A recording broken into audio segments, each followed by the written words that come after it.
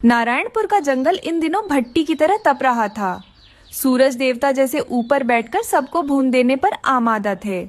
पारा इतना चढ़ गया था कि तालाब का पानी भी गुनगुना हो गया था।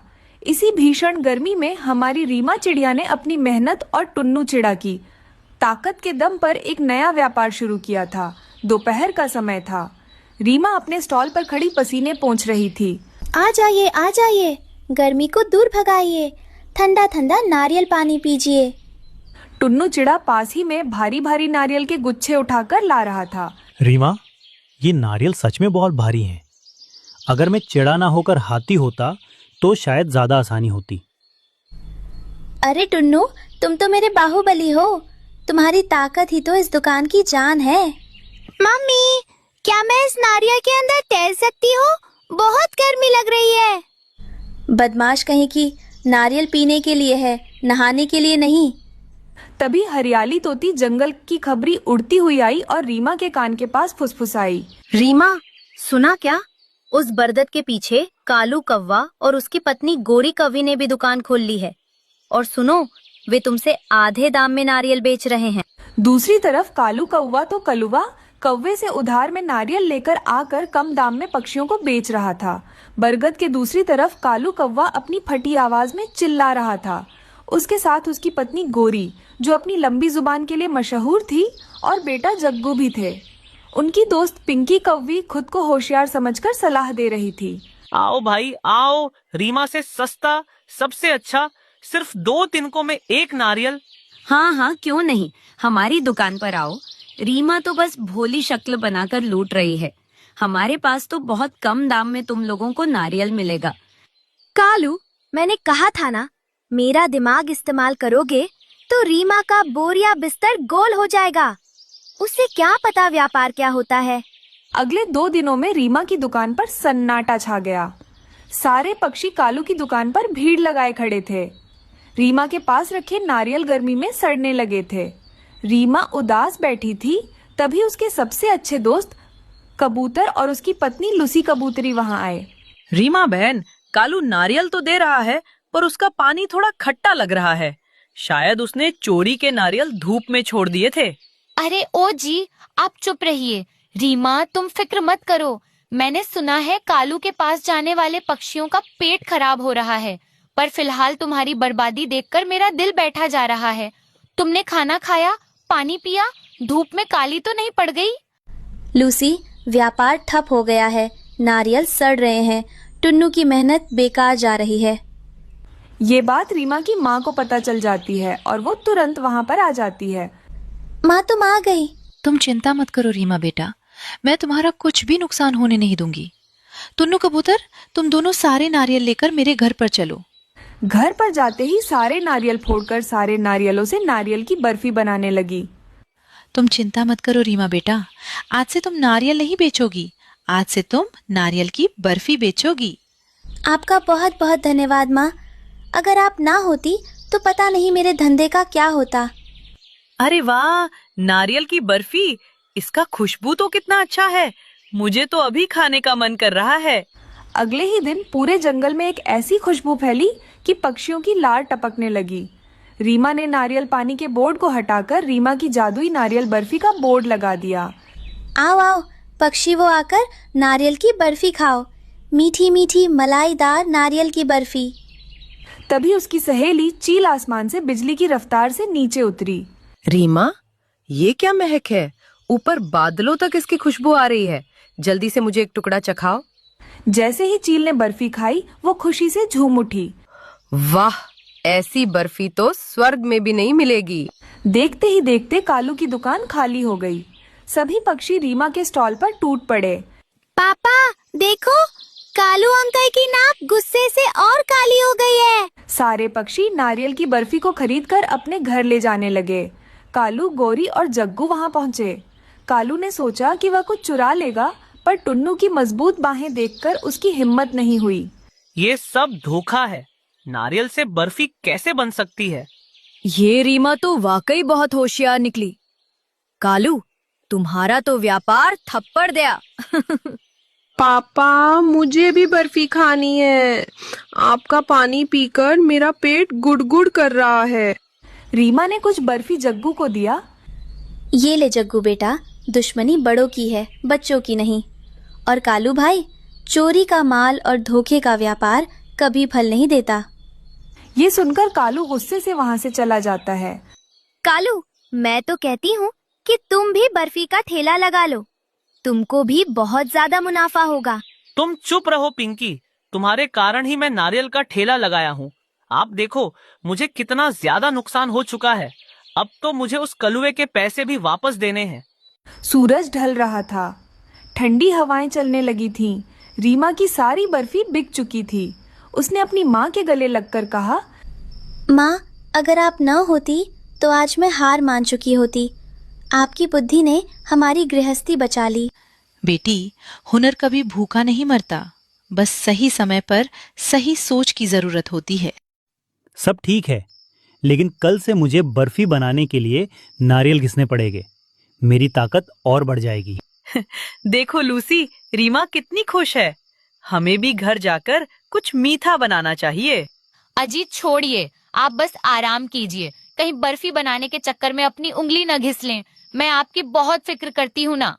जंगल के सभी पक्षी खिलखिलाकर हंस पड़े। नारायणपुर के जंगल में अब गर्मी का डर नहीं था, क्योंकि अब वहाँ रीमा की ठंडी और मीठी बर्फी का राज था। तो दोस्तों, कहानी हमें सिखाती है कि मुसीबत चाहे कितनी भी बड़ी हो, बुद्धि और मेहनत का मेल उसे मीठी बर्फी में बदल सकता है। और हाँ, नकल करने वाले हमेशा कालू कौवे की तरह पीछे ही रह जाते हैं। एक विशाल और घने जंगल के किनारे, जहाँ धूप पेड़ों की पत्तियों से छनकर आती थी, वहाँ पक्षियों की एक छोटी सी बस्ती रहती थी।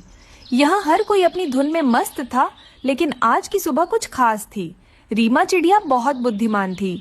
वो हमेशा अपनी बेटी चुटकी की सुरक्षा और भविष्य के बारे में सोचती थी। चुटकी, देखो आज मौसम कितना सुहाना है। चलो, आज हम पुराने बरगद के पार वाले बगीचे में चलते हैं। हाँ माँ, क्या वहाँ मीठे फल मिलेंगे? मुझे बहुत भूख लगी है। तभी उनकी सबसे अच्छी दोस्त लूसी वहाँ उड़ती हुई आई। लूसी जरूरत से ज्यादा देखभाल करने वाली स्वभाव की थी। अरे रीमा, इतनी दूर मत जाओ। सुना है वहाँ तेज हवाएं चलती हैं। चुटकी की तबीयत खराब हो गई तो रुको, मैं पहले जाकर देखूं कि रास्ता सुरक्षित है या नहीं। शांत हो जाओ लूसी, हम बस पास वाले आम के पेड़ तक जा रहे हैं। ऐसा है तो ठीक है, मैं भी तुम दोनों के साथ चलूंगी। पति जी, चलिए रीमा के साथ चलते हैं। ऐसा कहकर वो लोग वहाँ से निकल पड़ते हैं। रास्ते में उन्हें हरियाली तोती मिली, जो पूरे जंगल की खबर रखती थी। उसके साथ उसका पति तोता भी था। सुनो सुनो, एक गुप्त खबर है। जंगल के कोने में एक जादुई आम खिला है। वो इतना बड़ा है कि उसके अंदर एक पूरा घर बन सकता है। हाँ भाग्यवान, पर सुना है उसे पाने के लिए दिल साफ होना चाहिए। क्या सच में? चलो ना फिर, अब देर किस बात की। ऐसा कहकर वो लोग निकल पड़ते हैं। वहीं पास के पेड़ पर पिंकी, एक अति चतुर कव्वी, बैठी सब सुन रही थी। वो हमेशा खुद को सबसे स्मार्ट समझती थी। जादुई घर? वो तो सिर्फ मेरे जैसे सुंदर और दिमाग वाले कवि के लिए होना चाहिए। मैं इसे पहले ढूंढ लूंगी। लेकिन जंगल के दूसरे छोर पर एक टूटा फूटा घोंसला था। वहाँ कालू कौवा और उसकी पत्नी गोरी रहते थे। वे बहुत गरीब थे। उनका छोटा बेटा जग्गू बहुत शरारती था, पर उसका दिल सोने का था। हिम्मत मत हारो कालू, जग्गू भूखा सो गया है। बस उसके लिए कुछ खाने को मिल जाए। गोरी, आज फिर धूप ज्यादा हो रही है। हमारा घोंसला तो तिनका तिनका बिखर रहा है। पिताजी, फिक्र मत करो, मैं बड़ा होकर आपके लिए बादलों के ऊपर घर बनाऊंगा। सभी पक्षी उस जादुई आम की तलाश में निकल पड़े। लूसी का पति कबूतर, जो बहुत ताकतवर था पर भोला था, वो भारी पत्थर हटाने में सबकी मदद कर रहा था। घबराओ मत दोस्तों, अगर कोई पत्थर रास्ते में आया तो मैं उसे अपनी ताकत से हटा दूंगा। तभी उन्हें वो अद्भुत पेड़ दिखा। उस पर एक विशाल सुनहरी चमक वाला आम लटका था। वो इतना बड़ा था कि उसके अंदर 2 कमरे आराम से बन सकते थे। ये मेरा है, मैं सबसे पहले यहाँ पहुँची हूँ। पिंकी ने आम के घर में घुसने की कोशिश की, पर उसे जोर का झटका लगा और वह दूर जा गिरी। पिंकी, ये जादुई आम लालच से नहीं, जरूरत और प्यार से खुलेगा। तभी वहां पर कालू और गोरी आ जाते हैं। रीमा ने देखा कि कालू और गोरी एक कोने में चुपचाप खड़े थे। रीमा का दिल पसीज गया। कालू भाई, आप लोग यहाँ क्यों खड़े हैं? आगे आइए। नहीं रीमा बहन, हम बदसूरत कव्वे हैं, लोग हमें भगा देते हैं। हमें लगा शायद यहाँ भी हमें जगह नहीं मिलेगी। जग्गू, क्या तुम मेरे साथ खेलोगे? देखो, मेरी माँ कहती हैं कि घर वो नहीं जहाँ हम रहते हैं, घर वो है जहाँ हम साथ होते हैं। चुटकी की मासूमियत और रीमा की बुद्धिमानी ने एक चमत्कार कर दिया। ये सारी बातें वो जादुई आम सुन रहा था। तभी रीमा उस जादुई आम के पेड़ के पास जाती है और कहती है, हे जादुई वृक्ष, हमें महल नहीं, एक ऐसा आश्रय चाहिए जहाँ कोई बच्चा भूखा और बेघर दर ना रहे। कृपा करके हम लोगों को अंदर आने दीजिए। अचानक वो पेड़ सारे पक्षियों को अंदर आने देता है। उसके अंदर मखमल जैसी कोमल परतें थीं और ताज़ा फलों की खुशबू थी। वो जादुई घर इतना बड़ा था कि उसमें रीमा का परिवार और कालू का परिवार दोनों रह सकते थे। मैंने सोचा था कि मैं सबसे स्मार्ट हूँ, पर असली समझदारी तो बांटने में है। मुझे माफ कर दो रीमा। ओह, अब मुझे चैन आया। यहाँ तो गर्मी भी नहीं लगेगी। कबूतर जी, जरा देखिए कितना सुरक्षित घर है। हाँ लूसी, अब मैं यहाँ आराम से सो सकता हूँ। रीमा बहन, आपने हमें न सिर्फ घर दिया बल्कि सम्मान भी दिया। हम तो गरीब थे। रिश्तों में कोई अमीर गरीब नहीं होता गोरी। आज से हम एक ही परिवार है। शाम ढल रही थी। सूरज की आखिरी किरणें उस जादुई आम के घर को सोने की तरह चमका रही थीं। हरियाली, तोती और तोता सबको गाना सुना रहे थे। सुन लो सब जंगल वाले, प्यार जहाँ है खुशियाँ वहाँ हैं। सुनो सुनो ओ जंगलवासी, खुशियाँ आज घर आई हैं। मिट गई सबकी भूख प्यास और मिट गई तन्हाई है। लालच की कड़वाहट छोड़ी, मीठा फल ये पाया है। जादुई आम ने हम सबको एक साथ मिलाया है। न कोई ऊंचा न कोई नीचा, न कोई है पराया। रीमा की ममता ने देखो सबको घर दिलाया। चहक रही है नन्ही चुटकी, जग्गू भी मुस्कुराता है। बांट के खाओ प्यार अगर, तो पत्थर भी घर बन जाता है। जग्गू और चुटकी घर के अंदर गोल गोल घूम रहे थे। माँ, क्या ये सपना है? नहीं मेरी बच्ची, ये उस अच्छाई का फल है जो हम दूसरों के लिए सोचते हैं। उस दिन के बाद कालू और गोरी कभी बदमाश नहीं कहलाए, क्योंकि प्यार ने उन्हें बदल दिया था। वो जादुई आम का घर पूरे जंगल के लिए एकता की मिसाल बन गया। ये कहानी एक घने और सुंदर जंगल की है, जहाँ चिलचिलाती धूप ने जानवरों और पक्षियों का हाल बेहाल कर दिया था। जंगल में पानी मिलना बहुत ज्यादा मुश्किल हो गया था। यह बुद्धिमान रीमा अपने नटखट बेटे कुक्कू और बलशाली पति टुन्नू के साथ रहती थी। कुक्कू बेटा, ज्यादा कूदो मत, प्यास और लगेगी। पानी की एक एक बूंद कीमती है। मम्मी, अगर मैं जोर से रोऊं तो क्या मेरे आंसुओं से गिलास भर जाएगा? फिर हम सब पी लेंगे। मजाक छोड़ो कुक्कू, मैंने आज पूरे इलाके का चक्कर लगाया, कहीं पानी नहीं है। अगर कल तक कुछ नहीं हुआ तो हमें ये जंगल छोड़ना होगा। तभी हरियाली तोती उड़ती हुई आई। उसके पीछे उसका पति टोटा पागलों की तरह पंख फड़फड़ा रहा था, ताकि हरियाली को धूप न लगे। सुनो सुनो, बड़ी खबर है। कालू और पिंकी कव्वी ने आखिरी बचे हुए गड्ढे के पानी पर कब्जा कर लिया है। हाँ रीमा, मेरी हरियाली को प्यास लगी है, पर वो काले चोर किसी को पास नहीं आने दे रहे। वहीं पास की टहनी पर कबूतर और उसकी पत्नी लूसी बैठे थे। कबूतर को अपनी आदत के अनुसार मजाक सूझा। अरे भाई, इतनी गर्मी है कि कल मैंने एक सूरजमुखी का फूल देखा, वो बेचारा खुद ही छाता ढूंढ रहा था। शर्म करो जी, यहाँ प्यास से गला सूख रहा है और तुम्हें चुटकुले सूझ रहे हैं। रीमा बहन, कुछ करो वरना हम नहीं बचेंगे।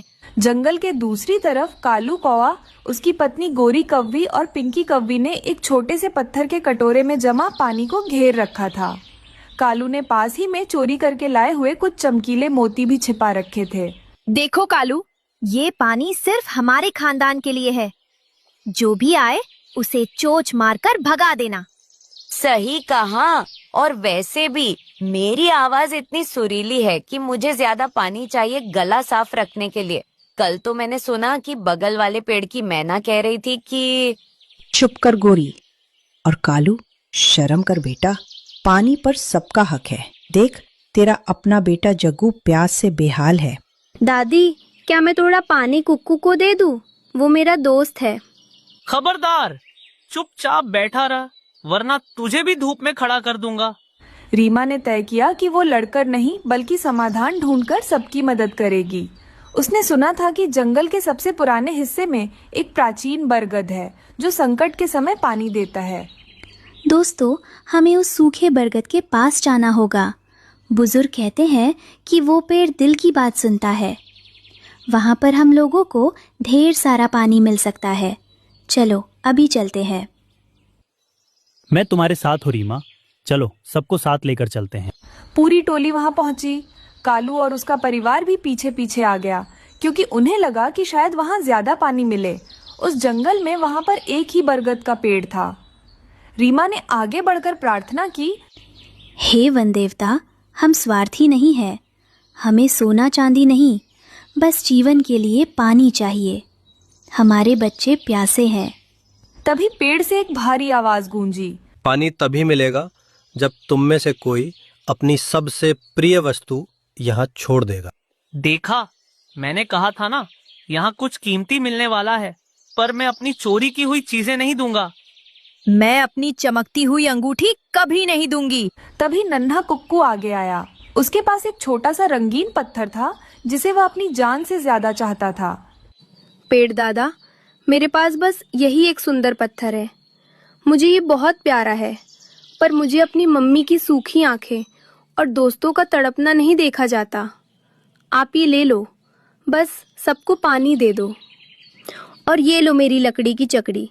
मुझे प्यास सह मंजूर है, पर सबको खुश देखना है। जैसे ही इन मासूम बच्चों ने अपना त्याग दिखाया, सूखे बरगद की जड़ों से ठंडी जलधारा फूट पड़ी।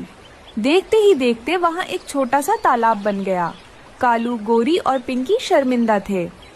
वाह, अब तो इतना पानी है कि मैं इसमें गोता लगाकर मछली ढूंढ सकता हूँ। वैसे मछली को प्यास लगती है क्या? चुप रहो और पानी पियो। देखो, शुद्ध पानी। तोता जी, जल्दी पियो। तुम पियो प्रिय, तुम पी लोगी तो मेरा पेट भर जाएगा। कालू की माँ ने उनके पास जाकर कहा, देख कालू, तेरे बेटे की मासूमियत ने आज सबकी जान बचा ली। तेरी चालाकी हार गई और रीमा की ममता जीत गई। कालू ने धीरे से अपना सिर झुकाया और रीमा के पास गया। रीमा, मुझे माफ कर दो। मैंने चोरी की और पानी छुपाया। आज से मैं बदल जाऊंगा। कालू भाई, मुसीबत हमें अलग करने के लिए नहीं बल्कि साथ लाने के लिए आती है। आओ हम सब मिलकर इस पानी का आनंद लें। शाम की ठंडी हवा चलने लगी थी। सारे पक्षी अपने अपने मटके लेकर जाकर पानी भरकर लेकर जा रहे थे। अब तो जंगल में पानी की किल्लत खत्म हो चुकी थी। टुन्नू और कालू अब साथ बैठकर योजना बना रहे थे कि कैसे जंगल को और हरा बनाया जाए। मम्मी, अब आप प्यासी नहीं रहोगी ना? नहीं बेटा, जब तक तुम जैसे नेक दिल बच्चे हैं, ये धरती कभी प्यासी नहीं रहेगी। रीमा की बुद्धिमानी और बच्चों की निस्वार्थ भावना ने जंगल को एक नई जिंदगी दी थी। निस्वार्थ त्याग और एकता में वो शक्ति है जो सूखे पेड़ से भी पानी निकाल सकती है। आसमान में काले बादल छाए हुए थे। हल्की हल्की बूंदाबांदी हो रही थी। बरगद के एक पुराने पेड़ के घोंसले में रीमा अपने दोनों बच्चों के साथ बैठी थी। बारिश की बूंदें पत्तों पर संगीत बजा रही थीं, लेकिन रीमा का मन किसी अनहोनी की आशंका से कांप रहा था। माँ, देखो कितनी सुंदर बारिश है। क्या मैं बाहर जाकर पत्तों पर जमी बूंदों से खेल सकती हूँ? नहीं चुटकी, आज हवा में ठंडक ज्यादा है और आसमान में सन्नाटा है। ऐसे में शिकारी पक्षी अक्सर शिकार की तलाश में निकलते हैं। अंदर ही रहो। आज सुबह से कुक्कू बहुत ज्यादा चिंता में था। क्या हुआ कुक्कू बेटा, तुम इतनी चिंता में क्यों लग रहे हो? क्या बात है, मुझे बताओ तो। माँ, मुझे डर लग रहा है। कल रात मैंने सपने में देखा था कि कोई बड़ा सा साया हमारे घोंसले के ऊपर मंडरा रहा था। डरो मत कुक्कू, जब तक तुम्हारी माँ साथ है, कोई तुम्हारा बाल भी बांका नहीं कर सकता। तभी अचानक बादलों को चीरते हुए दो विशाल साए नीचे की ओर झपटे। वे चील और माँ ही चील थे, इलाके के सबसे खूंखार चील हवा में। पंखों की फड़फड़ाहट और तीखी चीखें गूंज उठीं। माही की नजरें रीमा के घोंसले पर टिक गई थीं। पति जी देखो, आज के नाश्ते का इंतजाम हो गया। ताजे और नरम नन्हे पक्षी। हाँ माही, आज तो दावत होगी। तुम बाईं तरफ से घेरो, मैं दाईं तरफ से हमला करता हूँ। रीमा ने देखा कि दोनों चील उनके घोंसले की तरफ बढ़ रहे हैं। उसके पास भागने का समय नहीं था। ये दो चील फिर से आ गए। इन चीलों के कारण जंगल के सारे पक्षी जंगल छोड़कर जा चुके हैं। मुझे अब कुछ न कुछ करना होगा, वरना ये दो चील मेरे बच्चों को खा जाएंगे। वो दो चील उसके घोंसले के पास अचानक से आ जाते हैं। तभी रीमा चिड़िया जोर से चिल्लाती है, रुको, रुक जाओ शक्तिशाली शिकारियों। क्या तुम सच में इन छोटे बच्चों को खाकर अपनी भूख मिटाना चाहते हो? हमें दया मत सिखाओ नन्ही चिड़िया, हमें भूख लगी है। अरे, मैं तुम्हें रोकना नहीं चाहती, मैं तो तुम्हारी मदद करना चाहती हूँ। कुछ ही दूरी पर एक गुफा में हरी नागिन ने सोने के अंडे दिए हैं। अगर तुम उन्हें खा लोगे तो तुम अमर हो जाओगे। ये छोटे बच्चे तो तुम्हारे दांत के नीचे भी नहीं आएंगे। क्या अंडे? मुझे तो अंडे बहुत पसंद है। चलो माही, चलकर अंडे खाएंगे। वैसे भी अंडे खाकर बहुत दिन हो चुके हैं। आप रुकिए पति जी। सुनो रीमा, हम तो उस सांप के बिल में बिल्कुल भी नहीं जाएंगे। तुम उस सांप के बिल में घुसकर हमारे लिए अंडे लेकर आना, ठीक है? अगर तुम अंडे लाने में नाकामयाब हुई तो हम लोग तुम्हारे बच्चों को खा लेंगे। हाँ ठीक है, ठीक है। मैं उस गुफा में जाकर जरूर तुम दोनों के लिए वो सोने के अंडे लाकर दे दूंगी। मेरे बच्चों को मत खाना। वो तो तुरंत उड़कर उसे सांप के बिल की तरफ जाने लगी, मगर वो चीलों को पता नहीं था कि वो हरी नागिन रीमा की बहुत अच्छी दोस्त है और वो बहुत ताकतवर है। हरी दीदी, दो दुष्ट चील मेरे बच्चों को मारकर खाना चाहते हैं। कृपा मेरी मदद करे। इस समय आप ही मेरी मदद कर सकते हो। उन लोगों की इतनी हिम्मत, चलो मैं अभी उन चीलों की खबर लेती हूँ। हरी नागिन गुस्से से फुफकारते हुए बाहर निकली। उसकी आंखें अंगारे की तरह चमक रही थीं। चील और माँ ही चील तभी वहाँ पर आ पहुँचे। उन्हें लगा कि उन्हें अंडे मिलेंगे, लेकिन वहाँ उनका सामना साक्षात काल से हुआ। दुष्टों, तुम्हारी इतनी हिम्मत कि मेरे घर की तरफ आंख उठाकर देखा है। चलो पति जी, यहाँ से चले जाते हैं। ये नागिन हमें जिंदा नहीं छोड़ेगी। मैं किसी से नहीं डरता। नागिन, तुम्हारे अंडे मुझे दे दो, मैं तुम्हें जिंदा छोड़ दूंगा। तेरी इतनी हिम्मत, तू मेरे बच्चों को मारना चाहता है? हरी दीदी, इन दोनों को मत छोड़ना, वरना ये आपके और मेरे बच्चों को खा जाएंगे। उन दोनों के बीच में लड़ाई शुरू हो जाती है। हरी नागिन ने जोर से चील को काट दिया था। इसके कारण चील और माँ ही चील तुरंत वहाँ से भाग जाते हैं। वहीं दूसरी तरफ घोंसले में बच्चों का रो रो कर बुरा हाल था। दीदी, मुझे लगता है कि वो दो चील ने माँ को मार दिया होगा। ऐसा मत बोलो कुकू, हमारे माँ बहुत ताकतवर है। कुछ देर बाद रीमा अपने घोंसले पर वापस लौट आती है। माँ को देखते ही दोनों बच्चे उसके पंखों में समा गए। माँ, मुझे लगा हम कभी दोबारा बात नहीं कर पाएंगे। आप दुनिया की सबसे बहादुर माँ हो। आपने कैसे उन दानवों को भगा दिया? बेटा, ताकत केवल शरीर में नहीं, दिमाग और सही समय पर सही दोस्त की मदद लेने में होती है। जब तक हम एक दूसरे के साथ हैं, कोई हमें हरा नहीं सकता। कुछ देर बाद बारिश रुक जाती है। तभी वहाँ पर हरी नागिन रीमा से मिलने के लिए आती है। रीमा, तुम्हारी बुद्धिमानी ने आज मेरे घर को भी बचा लिया और अपने बच्चों को भी। तुम सच में एक महान माँ हो। शुक्रिया दीदी, आपकी शक्ति के बिना ये मुमकिन नहीं था। एक माँ अपने बच्चों की सुरक्षा के लिए किसी भी हद तक जा सकती है। रीमा का अपनी सहेली हरी नागिन के पास जाना और चीलों को झांसा देना ये दर्शाता है कि निस्वार्थ प्रेम हमें सबसे साहसी बना देता है।